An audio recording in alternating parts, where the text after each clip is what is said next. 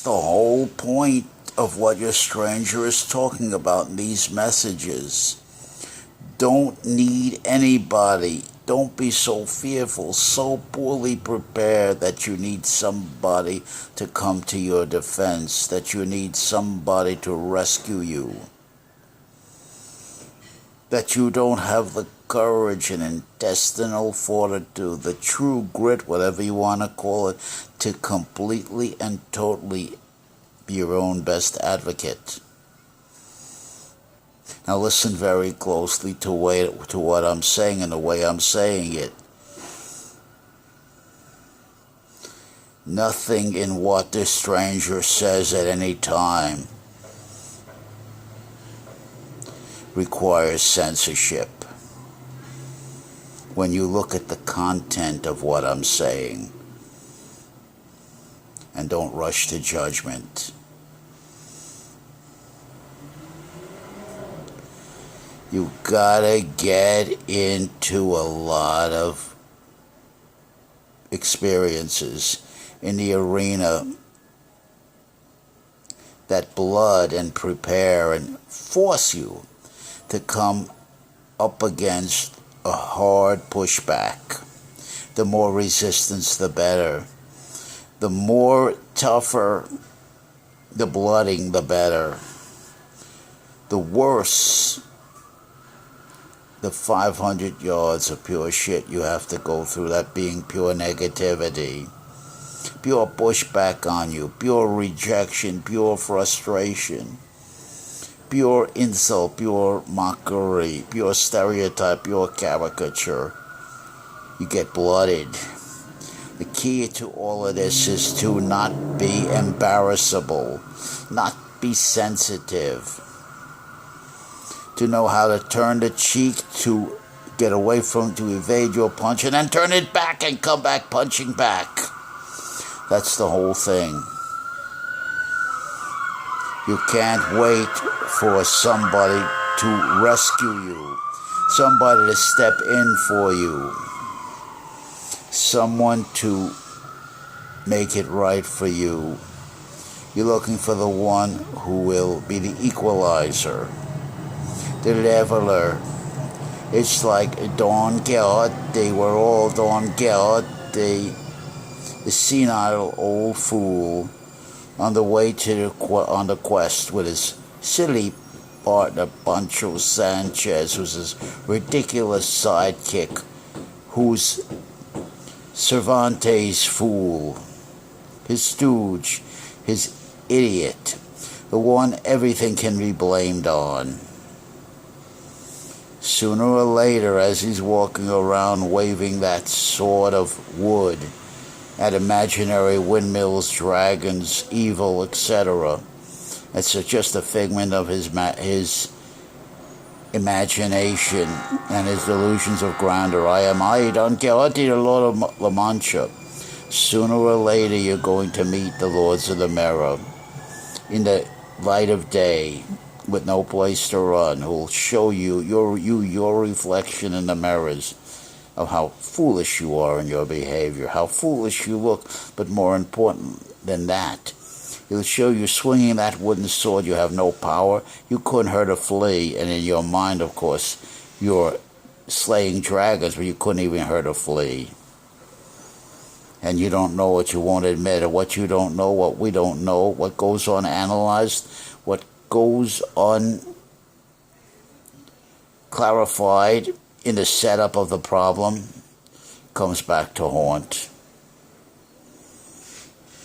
Now, I think I'm speaking some truth here. Others may think it needs to be censored.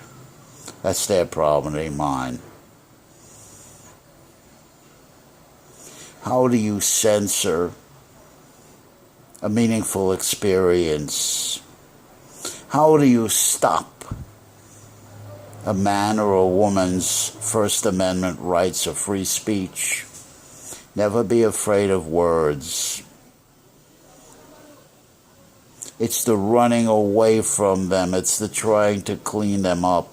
It's the use of euphemisms that create the problem, because we never get clear on what's important. We don't know what we're fighting back against, and we can't accurately and completely define it. If we don't let our opponent have his fill, how do we know how to respond? I always let my opponents speak their piece. Or I would say, have your fill, man. Let me hear what you have to say.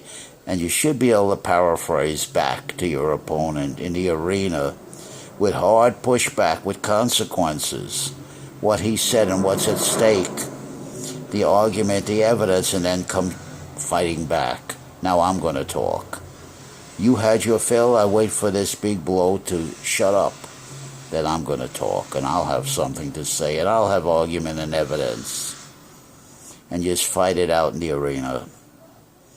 But you don't run and hide and censor him and try to clean up the language and try to remove what you, in your myopia, think is provocative language, is language that somehow mysteriously challenges standard values of the community.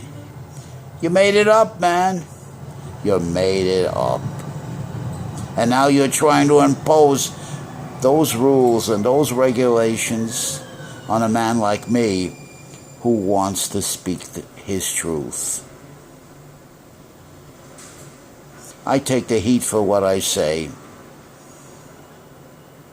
I'm not in the business to influence or instigate or try to create any misogynies, hatreds, biases toward. That's not my business.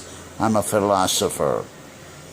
We run it. We are in love with the facts. We're in love with the objectivity of the situation. We want what is and see what we have to deal with. We're going after meaningful experiences in the now, wherever they lead. We're going to track that evidence down, those facts, those arguments, the presentation down wherever it leads. And then we're going to stand good for it. But we're not going to censor it a priori, prior to dealing with it, prior to finding out what it is. Good example is Elliot Rodger. Any decision to remove Elliot Rodger's videos is pure insanity. It is hiding. It's preventing John Q. Public from having a meaningful experience here, a teaching experience. This kid, Elliot Rodger, very clearly wrote his autobiography, My Twisted World. It's an incredible revelation. I myself have read it 5 times and I want to go back and read it again. You've got to put your mind in the mind of this kid. You can't do it without the facts. You can't do it if YouTube or any power censors the content. What are you censoring? That's our property. That's the property of John Q. Public. It's our property. Doesn't belong to YouTube or any other authority. It's our property. That's how I feel. Any questions?